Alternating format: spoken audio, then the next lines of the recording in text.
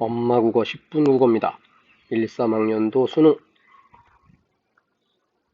박태원의 천변 풍경. 천변이라는 거는 서울에 있는 청계천 얘기하는 거야. 대부분의 그 시냇물하고 똑같이 서울 청계천도 아주 작은 이렇게 꼬마 애들이 들어가서 물놀이도 하고 아줌마들이 빨래도 하고 이런 작은 거였는데 지금은 이제 21세기 들어와서 청계천 개발돼 갖고 뭐 완전히 바뀌었지. 일단 100년 전에는 청계천이라는 데가 이렇게 작은 시냇물이었고 주변에 조그만 집들이 이렇게 있었다. 근데 이제 일제시대라서 이렇게 작은 집 하나, 사실 우리나라는 2층 집이라는 개념이 없었거든. 그런데 이제 일제시대 들어와서 그 청계천 옆에 있는 남대문, 거기에 이제 화신백화점, 무려 3층짜리 건물, 그게 생기지. 자, 가봅시다. 여기는 박태원의 1930년대 사진. 자, 소설 앞쪽에서는 항상 현소 앞쪽에서는 항상 뭐 한다? 핵심 인물. 그 다음에 서술 방식. 서술 방식은 뭘 찾는 거다? 나라는 사람이 있으면 안에 있는 서술자. 나가 안 나오면 밖에 있는 서술자. 해서 시작부터 소녀는 하고 나오니까 밖에 있는 서술자. 이렇게 될 것이고. 자, 전차를 탔는데 부러움 가득한 눈을 주었다.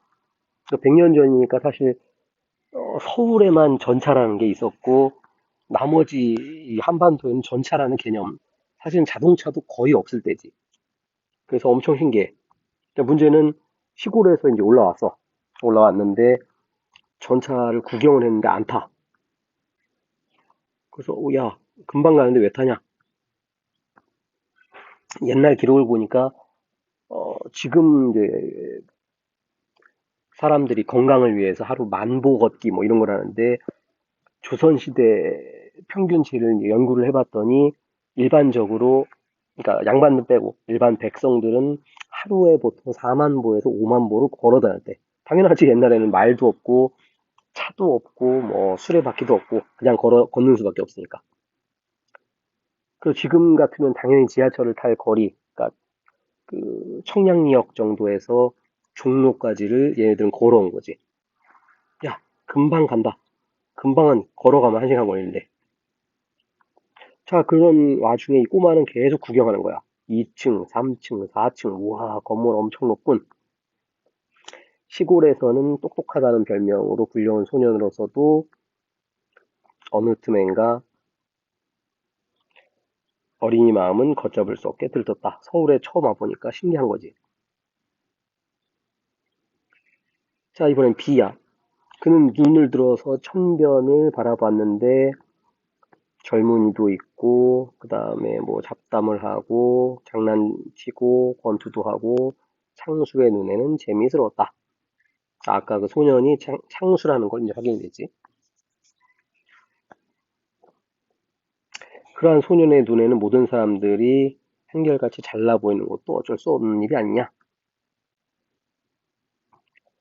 여러분들도 그저 그런 집에 살다가 예를 들어서 서울에서 뭐 제일 비싼 어, 아파트, 200억짜리 아파트 뭐 이런 데 이제 들어가게 되면 또는 뭐 롯데 시그니엘, 왠지 거기 사는 사람들 있어 보이지.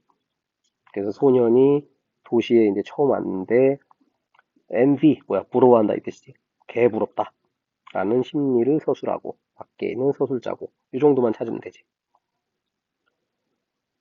자, 이거는 1930년대 실제 청계천 사진. 이랬다고. 그냥 이렇게 시냇물 흘러가고 꼬마애들 놀고 아줌마들 빨래하고 집은 그냥 초가집이고. 소녀는 이곳 풍경만 사랑하지 않아도 좋을 것이다. 앞만 좋은 구경이라도 밤낮 본다면 물리고 만다. 아니 뭐 별로 볼 거 없지. 그러나 이제 창수는 화신상도, 아까 얘기했던 화신백화점, 전차도 탈 수 있고 승강기, 엘리베이터 얘기하는 거야. 엘리베이터를 아직도 한 번도 본 적이 없어. 그래가지고 언젠간 보겠다.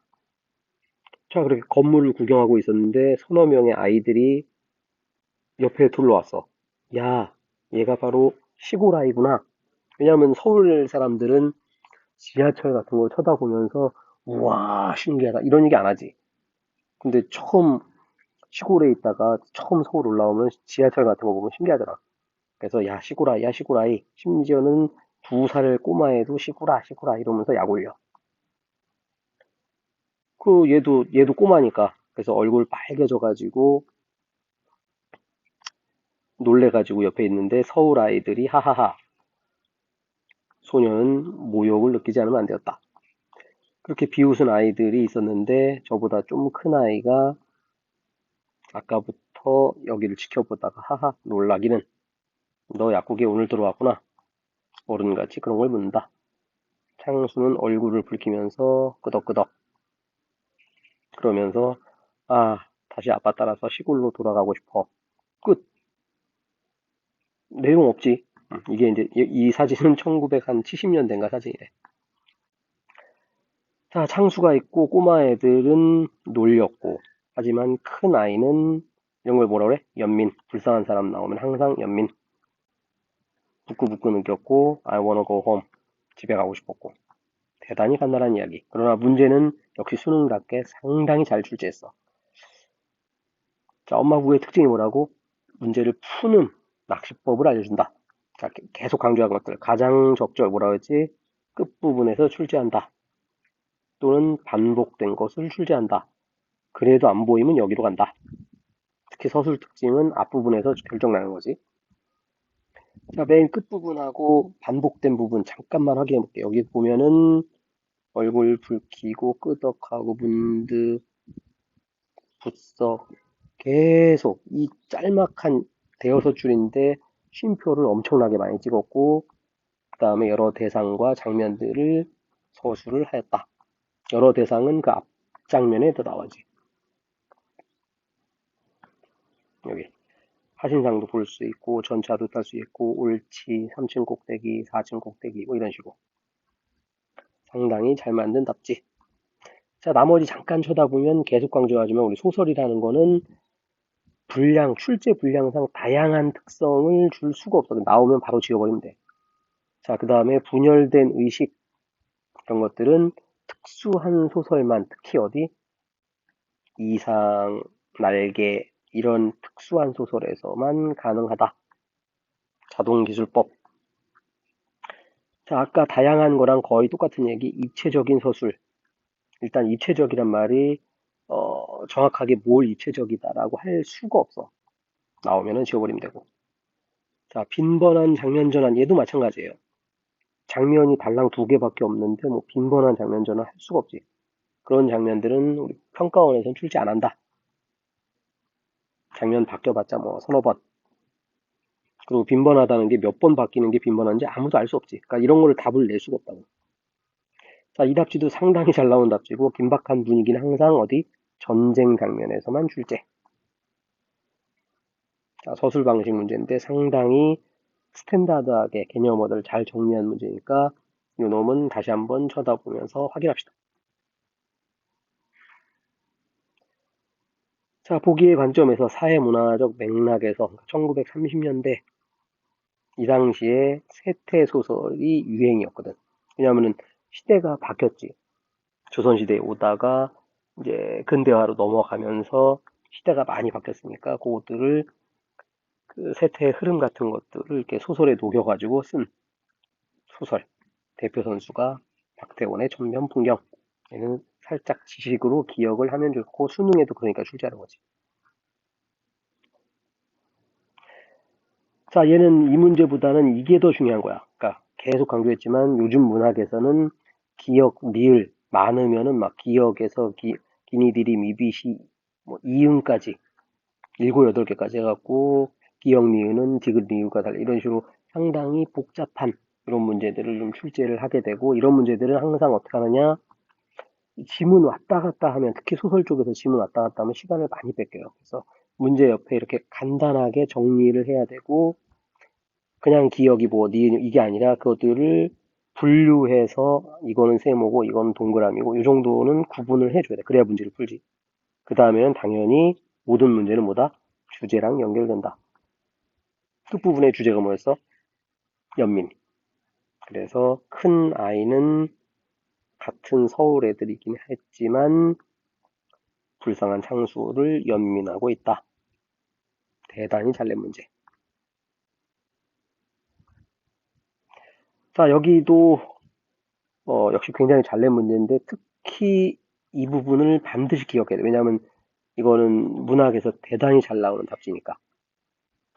자, 도시에 처음 들어온 사람은 위축되고 도시의 이면 풍경, 메마른 도시인, 그리고 비판적 의식까지를 알 수 있다.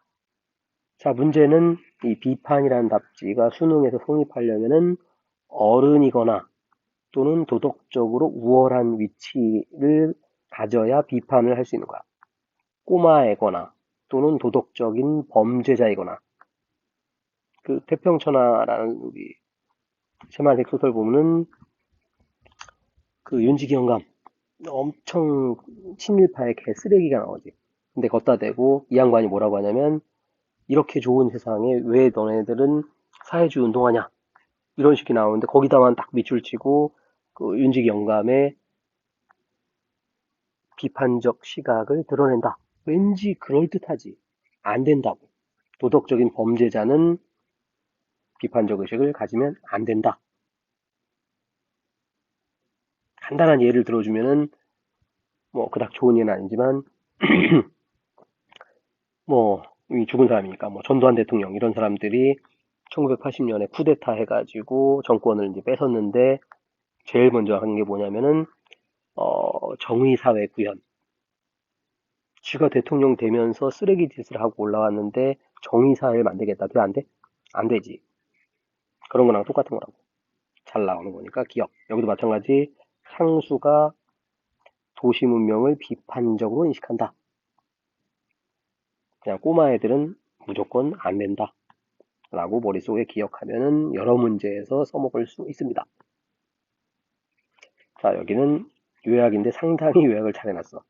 밑줄 친 거 잘 살펴보시기를. 자, 이렇게 해서 100년 전에 서울의 모습을 잔잔하게 잘 살펴봤고, 특히 얘는 지문보다는 문제를 상당히 잘 출제했으니까 다시 한번 들으면서 출제 포인트들 가져가면 얻는 것이 상당히 많다. 구독, 좋아요, 엄마 국어.